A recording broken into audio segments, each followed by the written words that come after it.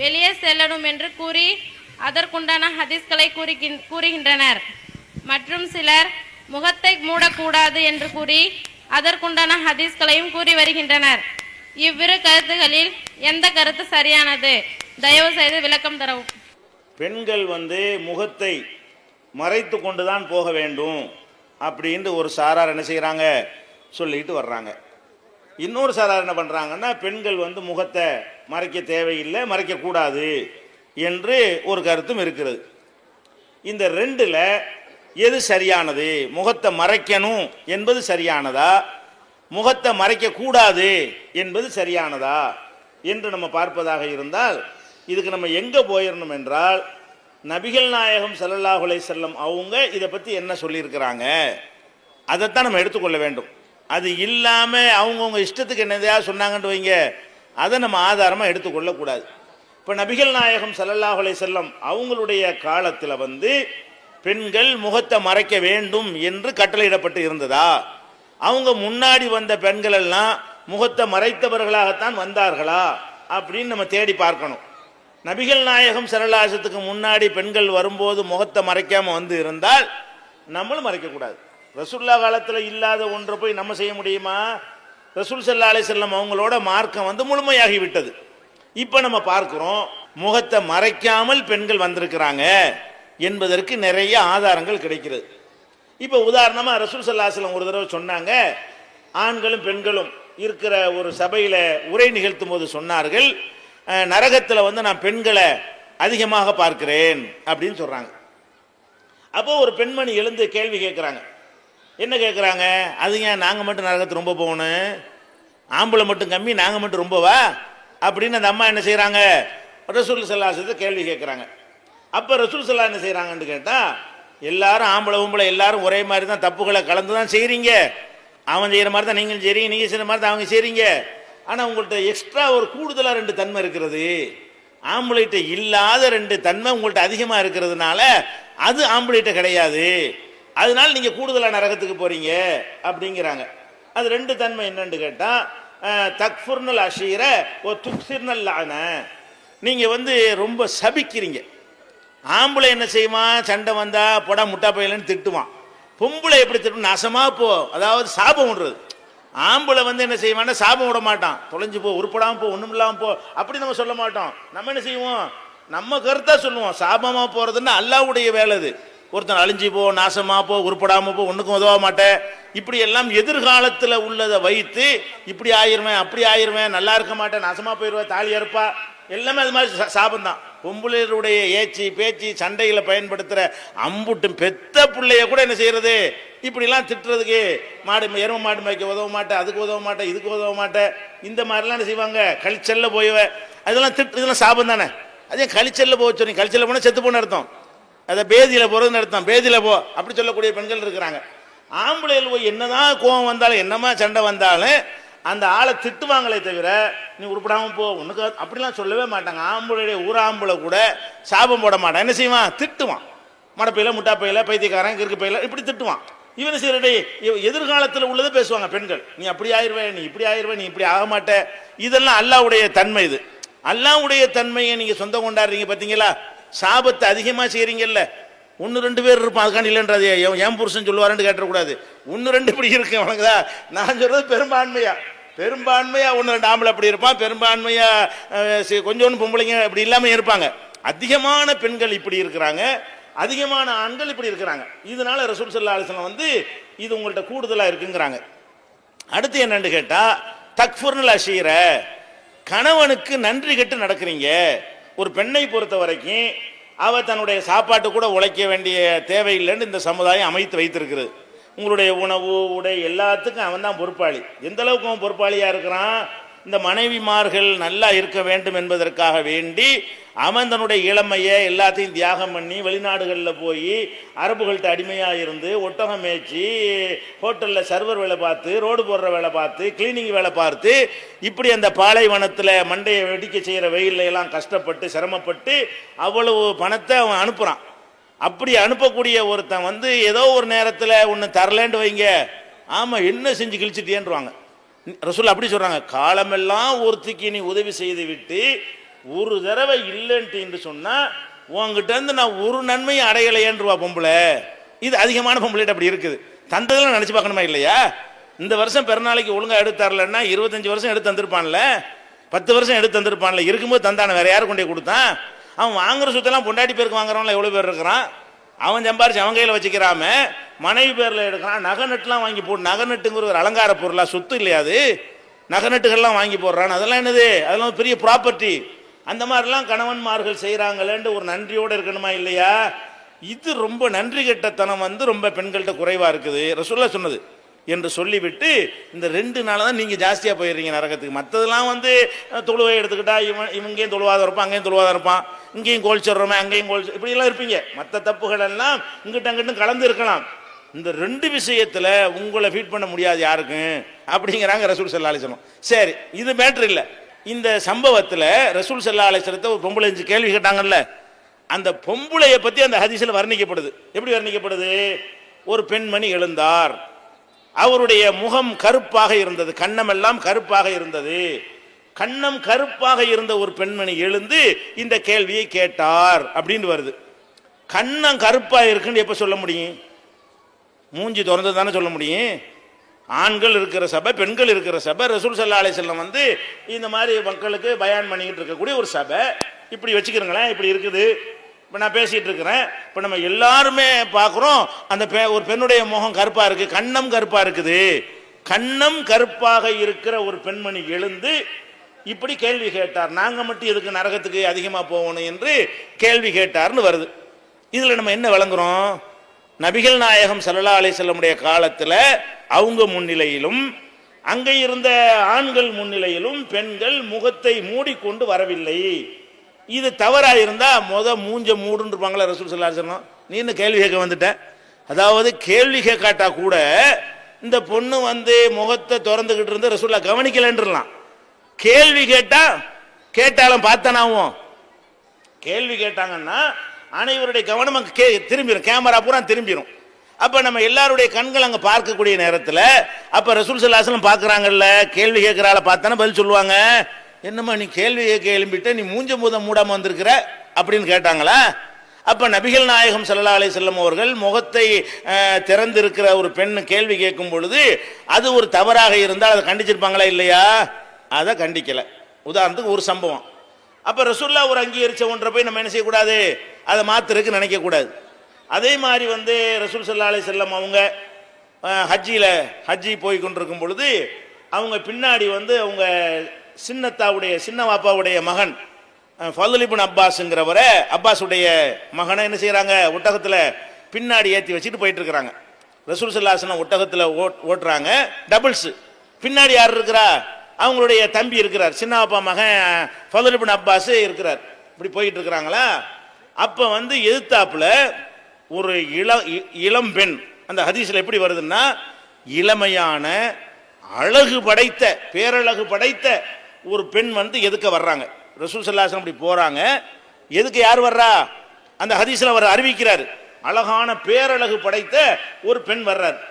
வந்த உடனே ரசூல் ஸல்லல்லாஹு அலைஹி வஸல்லம் பார்த்துட்டு இதை கேள்வி கேட்குறாங்க. ஹஜ் சம்பந்தமா அந்த அம்மா கேள்வி கேட்டுட்டு அப்படி போறாங்க. போனா இவர் இருக்கார்ல பின்னாடி இருக்கிறவர், யார்? ரசூலுல்லாஹ்வுடைய தம்பி. அவர் என்ன செய்யறாரு? அந்த பொம்பளை திரும்பி திரும்பி பார்க்கிறாரு. சஹாபி தான், சஹாபினா ஆம்பளை தானே, சஹாபியா இருந்தாலும் ஆம்பளை தான், பொம்பளை தான், சரியா? அப்ப ரசூலுல்லாஹ்வுக்கு பின்னாடி இருக்கும் பொழுது அவர் என்ன செய்யறாரு? அந்த பெண் அவ்வளவு அழகா இருந்ததுனால அவர் திரும்பி திரும்பி பார்க்கிறாரு. ரசூலுல்லாஹ்வுக்கும் தெரியும்ல இவர் இப்படி பண்ணுவார் தெரியும். என்ன செய்யறாங்க? திரும்பி பார்த்தா தலை அங்க இருக்குது. உடனே என்ன செய்யறாங்க? பிடிச்சி தலையை திருப்பி இங்கிட்டு திருப்புறாங்க. ஒட்டகத்தில் இருந்துகிட்டு தலையை திருப்பி இந்த பக்கம் திருப்புறாங்க. என்னங்க பாக்குறேன்னு சொல்லிட்டு. இப்ப நான் என்ன சொல்றேன்னா, ஒரு பெண்ணு வர்றாங்க, இது கடைசியில ஹஜ்ஜிங்கிறது கடைசியில் நடக்கிறது. அப்ப கடைசி காலத்துல மாற்றப்பட்டுச்சுன்னா சொல்ல இயலாது. அப்ப ஹஜ்ஜி கடைசி காலத்துல வரும் பொழுது அழகான பெண் வர்றாங்க. அந்த பெண் இளம் பெண் என்று வருகிறது, பேரழகு படைத்த பெண் என்று வருகிறது. அந்த பெண்ணுடைய அழகு இவரை ஈர்த்து விட்டது என்று வருகிறது. திருப்பி திருப்பி பார்க்கிற அளவுக்கு இருந்திருக்காருன்னு விளங்குகிறது. அப்ப மூஞ்சி மூடிக்கிட்டு போயிருந்தா என்னத்தை போய் பார்க்க போறாரு? அவர் ஏன் திரும்பி பார்க்கிறாரு? மோச்சே எல்லாத்தையும் மூடிக்கிட்டு போனா என்னத்தை போய் பார்ப்பாருண்ட? அது பெண்ணு அழகின்னு எப்படி தெரியும்? அழகு படைத்தவன் என்ன தெரியும்? கண்ணு மட்டும் காட்டிக்கிட்டு போனா அழகு படைத்தவன் கண்டுபிடிக்க முடியுமா? அப்ப அந்த ஹதீஸ் அறிவிக்கக்கூடியவர் என்ன செய்யறாரு? அழகான பெண்ணு, ரொம்ப இளம் பெண்ணு, வேற இளம் பெண்ணுலாம் சொல்றாருந்தா என்ன செய்யும்? சுருக்கம் இருக்கும், அதில் மூஞ்ச பார்த்தானே சொல்ல முடியும். அது முகத்தில் சுருக்கம்லாம் இல்லாம அதெல்லாம் இருக்கிற வச்சு தான் என்ன செய்யறாரு? அப்படிலாம் சொல்றாரு. அப்ப இதில் நம்ம என்ன வழங்குறோம்? இப்போ நபிகள் நாயகம் ஸல்லல்லாஹு அலைஹி வஸல்லமுடைய காலத்தில் இந்த முகத்தை மூடிக்கொள்ளக்கூடிய ஒரு மேட்ரு வந்து அவங்க வந்து காலத்தில் இருக்கலை. அப்படி மார்க்கத்தில் இன்னும் சொல்ல போனால் இப்போ ஆண்களுக்கும் பெண்களுக்கும் ஒரு கட்டளை இருக்கிறது. நீங்கள் வந்து உங்களுடைய வெளியே போகக்கூடிய நேரத்தில் உங்களுடைய பார்வைகளை தாழ்த்தி கொள்ளுங்கள். குல்லில் மூமினீன யகுல்லூ மின் அபுசாரிஹிம், மூமினான ஆண்கள் வந்து தங்களுடைய பார்வைகளை தாழ்த்தி கொள்ளுமாறு நபியை நீங்கள் கட்டளை இடுங்கள். வெளியே போகிறோம், ரொம்ப அழகான ஒரு பெண்ணு வருது, இப்போ தேவைக்கு இப்படி கூட்டத்தில் பார்க்கறது, இப்படி பார்க்கறது சாதாரண பார்வை, இது வேறு விஷயம். இப்படி கூர்ந்து ஒத்துக்கிட்டு பார்க்கறதுங்கிறது அது ஒரு தப்பான பார்வை. அந்த மாதிரி பார்க்கறத வந்து கூடாதுன்னு என்ன செய்யறான்? அல்லாஹ் பார்வையை தாழ்த்தி கொள்ளுங்கள்னு கட்டளையிடுறான். எல்லாரும் மூஞ்ச போத்திக்கிட்டு வந்தால் எதுக்கு போய் தாழ்த்தணுங்கிறான்? எதுக்கு வர்றாங்க? 50 பேரும் மூஞ்ச மூடிக்கிட்டு வந்துக்கிட்டு இருக்கிறாங்க, நம்ம எதுக்கு போட்டு பார்வையை தாழ்த்தனு? பார்க்கறதுக்கு என்னமோ இருக்க போய் தானே தாழ்த்த சொல்றாங்க. அல்லாஹ் என்ன செய்யறான்? பார்வையை தாழ்த்தி கொள்ளுங்கள்னு சொன்னாலே என்ன அர்த்தம்? பார்க்குற விஷயம் அங்கே இருக்கத்தான், நீ மூஞ்ச திறந்துட்டு தான் வருவாங்க, நீ இந்த அங்கே பார்வையை தாழ்த்தி கொள்ளணும். வேற மாதிரி தடம் போடலாமே, ஆம்பளைக்கும் இருக்கு, பொம்பளைக்கும் சொல்லப்படுது. அப்போ குல்லில் மூமினாத்தி யகுலுன்ன மின் அபுசாரிஹின்ன, மூமினான பெண்களும் தங்களுடைய பார்வைகளை தாழ்த்தி கொள்ளுமாறு நபியை நீங்கள் கட்டளையிடுங்கள் என்று அல்லாஹ் சொல்லி காட்டுகிறான். அப்போ ஆம்பளைக்கும் இப்படி கட்டளை, பொம்பளைக்கும் இப்படி கட்டளை என்று சொன்னால், அப்போ ஆம்பளையும் மூஞ்சியை திறந்துட்டு வர்றதுனால பொம்பளை பார்க்குறா, பொம்பளையும் வேற மாதிரி பார்க்குற மாதிரி எண்ணம் வந்தால் தலையை தாழ்த்திக்க. ஆம்பளை வந்து ஒரு பெண்ணை பார்க்கும்போது வேற மாதிரி எண்ணம் வர்ற மாதிரி இருந்தால் பேசாமல் தலையை தாழ்த்திக்க, பார்வை கீழே போடு என்று அல்லாஹ் திருமறையில் கட்டளை எடுக்கிறான். அப்போ ஏன் இந்த மாதிரி எல்லாரும் மூஞ்ச மூடிக்கிட்டு இருந்தால் எப்படி இது, இந்த ஆர்டர் எப்படி வரும்? அது ஒன்று விஷயத்தை விளங்கி கொள்ளணும். அதே மாதிரி வந்து ஆயிஷா நாயகி சொல்கிறாங்க, நாங்கள் நபிகள் நாயகம் ஸல்லல்லாஹு அலைஹி வஸல்லம் காலத்தில் வந்து தொழுகைக்கு போவோம், எல்லா தொழுகையிலையும் பங்கெடுத்துக் கொள்வோம். பள்ளிவாசலுக்கு அப்போ திரை கூட போட வழக்கம் கிடையாது. ரசூல் ஸல்லல்லாஹு அலைஹி வஸல்லமுடைய காலத்தில் ஆண்கள் முன் வரிசையில் இருப்பாங்க, பெண்கள் பின் வரிசையில் இருப்பாங்க, ரெண்டுக்கு மத்தியில் திரை கூட போட மாட்டாங்க. அந்த மாதிரி நாங்கள் கலந்து கொள்வோம். சுபுகு நேரத்தில் ஆயிஷா நாயகி சொல்கிறாங்க, சுபுகு தொழுகையை நாங்கள் எப்போ தொழுவோம் தெரியுமா? சுபுகு தொழுகையுடைய நேரம் வந்து மொத்தம் 80 நிமிஷம் இருக்குங்க. சுபுகு தொழுகை எப்போ வருதுன்னு கேட்டால், சூரியன் உதிக்குதுல, சூரியன் உதிப்பதற்கு 80 நிமிஷத்துக்கு முன்னாடியே சுபுகு வந்துவிடும். சூரியன் 6 மணிக்கு உதிக்குதுன்னு சொன்னால் எத்தனைக்கு வந்துடும்? 4:40க்கே வந்து சுபுகு வக்து வந்துடும். 80 நிமிஷம், 1 மணி நேரமும் 20 நிமிஷமும். அப்போ 4:40லேருந்து ஆரம்பித்து 6 சூரியன் உதிக்கிற வரைக்கும் நீங்கள் என்ன செய்யலாம்? தொழுது கொள்ளலாம். ஒரு நாளைக்கு சூரியன் உதிக்கிறத பார்த்துக்கிறங்க, அதுலேருந்து 80 நிமிஷத்தை முன்னாடி போயிருங்க. அந்த 80 நிமிஷமும் சுபுகுடைய நேரம், அவ்வளோ பெரிய நேரம் இருக்கிறது. ஆனாலும் சிறந்தது என்னவென்று சொன்னால், அவ்வளோ நேரத்துக்கு லேட் பண்ணாமல் கொஞ்சம் இருட்டோடையே தொழுகணும். இருட்டோட வக்து வந்து தான் சுபுகுடைய வக்து வந்துடும், ஆனால் கொஞ்சம் இருட்டாக இருக்கும். அந்த மாதிரி தொழுவதான் சிறந்ததுன்னு நம்ம மார்க்கத்தில் இருக்கிறது. அது ஆயிஷா நாயகி சொல்கிறாங்க, நாங்கள் நபிகள் நாயகம் ஸல்லல்லாஹு அலைஹி வஸல்லம் அவங்களோட சேர்ந்து சுபுகு தொழுகை தொழுது விட்டு நாங்கள் வெளியே வருவோம். வெளியே வந்தால் இருட்டா இருக்கிற காரணத்தினால நாங்கள் யார் என்று பார்ப்பவர்கள் கண்டுபிடிக்க இயலாது அப்படிங்கிறாங்க. இருட்டா இல்லாட்டி கண்டுபிடிக்க இயலும். கண்டுபிடிக்க இயலும்னா எதை வச்சு கண்டுபிடிக்க இயலும்? மூஞ்சி வச்சு தான் கண்டுபிடிப்பாங்க. ஒரு ஆள் இன்னார் தாண்டி எதை வச்சு கண்டுபிடிக்கிறது? ஆயிஷா நாயகி சொல்றாங்க, நாங்கள் தொழுதுட்டு வருவோம்ல, வரும்போது நிலம் தெளிஞ்சு வெள்ளையா இருந்துச்சுன்னு வைங்க, அப்போ இது பாத்திமா இது ஆயிஷான்னு கரெக்டான செஞ்சிடலாம், கண்டுபிடிச்சிடலாம். அப்படி இல்லாம இருட்டா இருந்துச்சுன்னு வைங்க, நீங்க முகத்தை திறந்துட்டு வந்தாலும் யாருன்னு கண்டுபிடிக்க இயலுமா? அப்போ ஆயிஷா நாயகி என்ன சொல்றாங்கன்னு கேட்டால், நாங்கள் மினல் கலசி, இருட்டின் காரணமாக அந்த பெண்கள் யார் என்று கண்டுபிடிக்க முடியாது. ஒரு 4:40க்கு வக்து வந்துருச்சுன்னு வைங்க, 4:50 5க்குள்ள தொழுதுருவோம். 6 வரைக்கும் இழுத்துட்டு போக மாட்டோம், வெளிச்சம் வர்ற அளவுக்கு நாங்கள் இழுக்க மாட்டோம். அப்படித்தான் ரசூல் ஸல்லல்லாஹு அலைஹி வஸல்லம் காலத்தில் தொழுது இருக்கிறோம். அப்போ இதில் என்ன விளங்குது? பெண்கள் வந்து முகத்தை மூடிக்கொண்டு வெளியே வரல, இருட்டுனால அவங்க யாருன்னு தெரியாம போயிடுச்சே தவிர, வெளிச்சம் இருந்தால் யாருன்னு தெரிஞ்சிருப்பாங்க. வெளிச்சம் இருந்தால் யாருன்னு எப்படி தெரியும்? மூஞ்சி இருக்க போய் தான் மூஞ்சியை காட்டினான்னு தெரியுது. இதான் மேட்ரு. அதனால மார்க்கத்தில் வந்துங்க முகத்தை மறைக்கணுங்கிறது, மறைக்கணும்னு சொல்லவங்க ரசூல் ஸல்லல்லாஹு அலைஹி வஸல்லத்தை சம்பந்தப்படுத்தி ஒரு ஆதாரம் காட்டுறதே கிடையாது, ஒரு ஆதாரம் கூட கிடையாது. ரசூல் ஸல்லல்லாஹு அலைஹி வஸல்லம் இப்படி சொன்னாங்கன்னு ஆதாரம் காட்டுறது இல்லை. ஆயிஷா நாயகி போவாங்க, ஆம்பளையை கண்டா அப்படி விசிறி வச்சு மறைச்சிக்கிடுவாங்க, ஆம்பளையை போனோன்னு செய்வாங்க அது விசிறி எடுத்துக்கிடுவாங்கன்ட்டு ஒரு செய்தியை காட்டுவாங்க. இதெல்லாம் ஒரு ஆதாரமா? இது ரசூல்லா பார்த்தாங்களா? ரசூல்லா இது அங்கீகரிச்சாங்களா? நபிகள் நாயகத்துக்கு சம்பந்தம் இருக்குதா? அப்படியே இருந்தாலும் ஆயிஷா நாயை பற்றி அந்த ஒரு சம்பவம் வர்றது மாதிரி மாற்றமாகவும் வருதே. போர்க்களத்துக்கு தலைமை தாங்கி போய் யுத்தத்துக்கு போயிருக்கிறாங்களே, மாற்றியும் நடந்துருக்கிறாங்களே. அதனால ஆயிஷா நாயை சொன்னாங்க, அவங்க சொன்னாங்கன்றதை விட நபிகள் நாயகம் ஸல்லல்லாஹு அலைஹி வஸல்லம் காலத்தில் இருந்துச்சா இல்லையா? பள்ளிவாசல் போய் தொழுது எப்போ? ரசூலுல்லாஹ்வுடைய காலத்தில் நடக்குது. அப்போ ரசூல் ஸல்லல்லாஹு அலைஹி வஸல்லம் காலத்தில் சஹாபாக்கள் செஞ்சாங்கன்னு சொன்னால் அவங்களுடைய அங்கீகாரம் அதுக்கு இருக்குது. இதன் நுழைஞ்சிட்டோமே. ஆனால் முகத்தை மறைக்கிறது என்பது வேற எப்படியோ இந்த மார்க்கத்தில் வந்து நுழைஞ்சிருக்குது. அப்படி ஒரு கலாச்சாரத்தை ரசூல் ஸல்லல்லாஹு அலைஹி வஸல்லம் உண்டாக்கல. ஃபர்ஸ்ட் விளங்கிக் கொள்ளணும். ரெண்டாவது இன்னொன்று கவனிக்கணும். மார்க்கத்தில் வந்து ஒரு அனுமதி பேச்சுக்கு வச்சுக்கிறோம், முகத்தை மூடுவதும் அனுமதின்னு வச்சுக்கிடுவோம். அனுமதியா வச்சுக்கிட்டா கூட இன்னைக்கு அதை செய்யக்கூடாது. ஏன் செய்யக்கூடாது?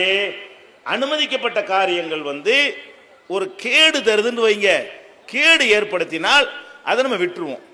உருளைக்கிழங்கு அனுமதிக்கப்பட்டது தானே, வாய் உற்றப்புள் உள்ளவனுக்கு அனுமதி இருக்கா?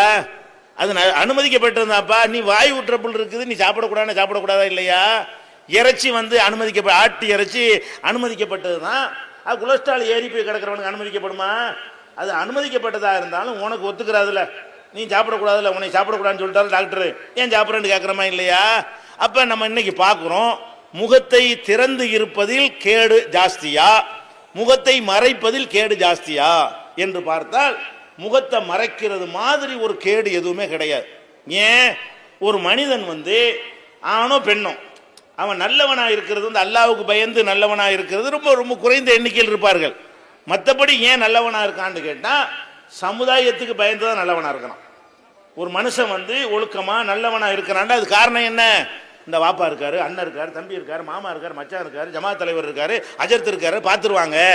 இந்த ஒரு பயத்தினால தான் ஒரு மனுஷன் என்ன செய்யறான்? நல்லவனா இருக்கிறான்.